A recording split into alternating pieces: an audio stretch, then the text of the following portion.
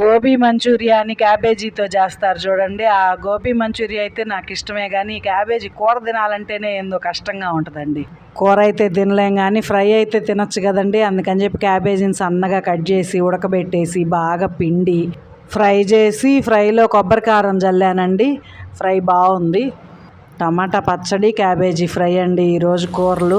మా భార్గవ్కేమో ఒక గ్లాస్ అన్నం వండాను, మా ఇద్దరికి మాత్రం కొర్రన్నం వండామండి. కొర్రన్నం ఎప్పుడు వండుతానంటే మనం రాత్రిపూట బాగా పాలు కాసి తోడేసుకొని పెరుగు గట్టిగా తోడుకుంది అనుకున్న రోజు నేను కొర్రలు నానబెట్టి కొర్రన్నం వండుతానండి. ఈ పెరుగు మీద మేగడంతా తీసేసి ఫ్రిడ్జ్లో పెట్టేస్తానండి ఒక గిన్నెలో పెట్టి. మళ్ళీ ఇంకోసారి పాలు కాసి తోడేసినప్పుడు తీస్తే 2 సార్లకి కొంచెం నెయ్యి వచ్చిద్దండి. లేదంటే బిర్యానీ చేసేటప్పుడు అప్పుడు మేగడి ఆ బిర్యానీలో వేసేసినా కూడా బిర్యానీ భలే టేస్ట్గా ఉంటుందండి. ఈసారి ఎప్పుడన్నా మీరు కూడా ట్రై చేసి చూడండి. కమ్మటి పెరుగుతోటి లంచ్ కంప్లీట్ అయిందండి.